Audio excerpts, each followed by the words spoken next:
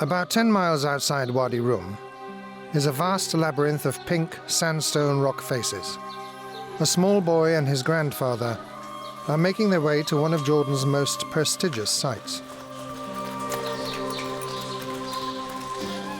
Rediscovered by Europeans in the early 19th century, after falling into decline over hundreds of years, this jewel of antiquity retains all its mystery and majesty. Petra, capital of the Nabataeans. The astonishing beauty of the place is witness to the greatness of this lost civilization. Zed is 9 years old. He was born amongst these rocks. Today, it's time for him to discover the secrets of the city of stone. Zed, take a good look. You see the circle up there? That was the symbol of the Nabataeans. This is where they prayed to their gods. Almost 50 years ago, with other Bedouins, I helped to repair these columns. You lived here? Yes, I lived in a cave not far from here. It was a long time ago now. Built at the end of the 8th century BC in the Shara Mountains, Petra's heyday was the 1st century AD.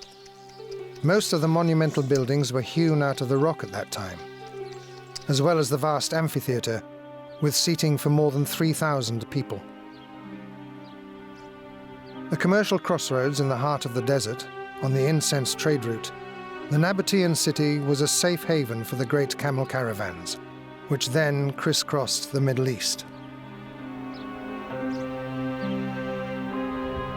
Already weakened by the Roman occupation, the city was half destroyed by a series of violent earthquakes. The inhabitants gradually abandoned Petra to the jinns, the malevolent spirits who live in the desert. Classed as a World Heritage Site since 1985, Petra has become Jordan's biggest tourist attraction and welcomes several 100,000 visitors each year. The Bedouin may no longer live here, but the great majority of them come here every day to work. Zed belongs to the Bedu tribe and is a member of one of the few remaining families to live inside the archaeological site. He is still a child, but he knows that the Bedouins of Petra have found new ways of making a living, and he's keen to earn some money from the tourists. These visitors, modern-day nomads, have replaced the camel caravans of yesteryear and now provide the Bedouin with their main source of income. At their age, these little Bedouin boys can only offer donkey rides, without much success.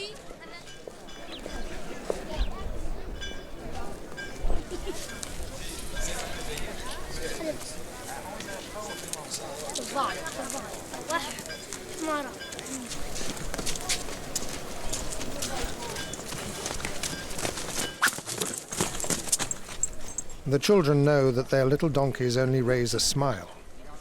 The tourists are here for the ships of the desert, the camels.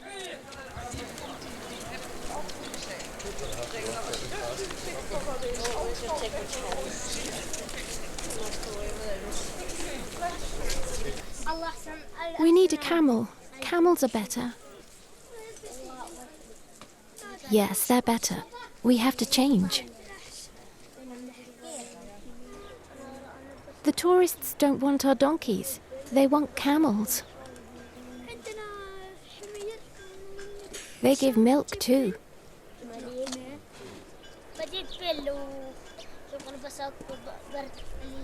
When I'm big, I'll have lots of camels. You don't even know how to ride one.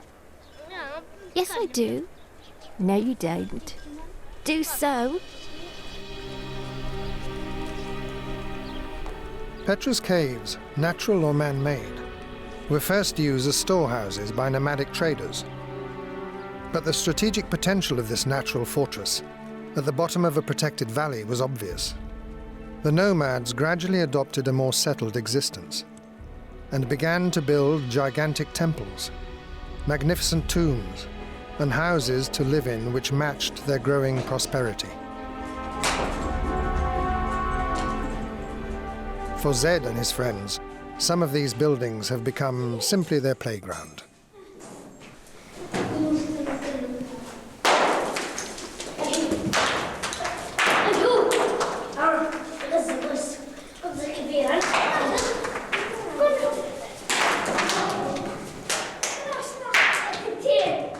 Living in these caves is one thing, but what happens when they become historic monuments? In order to preserve the buildings, the government decided to rehome the cave-dwelling Bedouins outside the ancient city.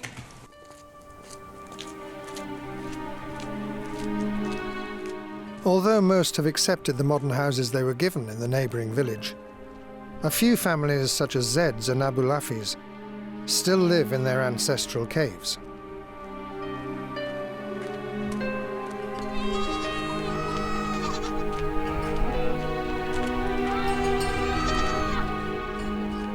Sheltered from tourists and the modern world, the Bedouins live the simple and rugged life of their shepherd ancestors, in a setting that has barely changed.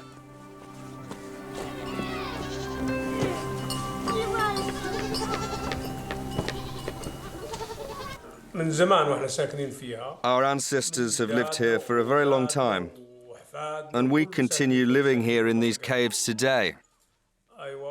Whilst we are here, whilst there are still Bedouins in Petra, the place will be protected. We are here day and night. We see everything that happens here.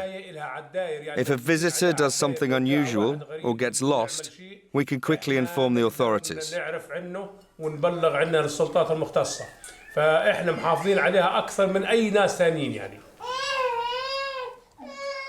I like living here.